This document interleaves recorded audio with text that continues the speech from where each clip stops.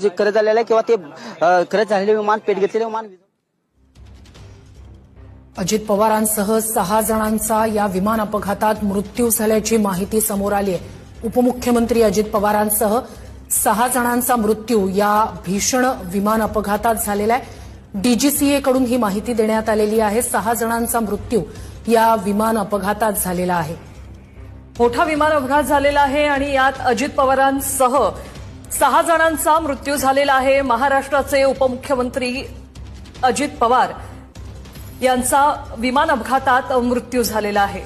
बारामतीत लँडिंग दरम्यान भीषण अपघात झाला। ते विमान कोसळलं, त्यानंतर या विमानानं पेट घेतलेला होता आणि यातच अजित पवारांसह 6 जणांचा मृत्यू झाल्याची माहिती डीजीसीए कडून देण्यात आली आहे।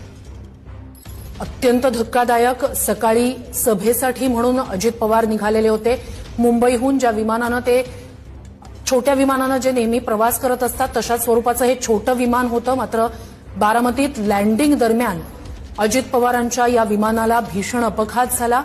लँडिंग दरम्यान विमानतळा शेजारीच हे विमान कोसळलं।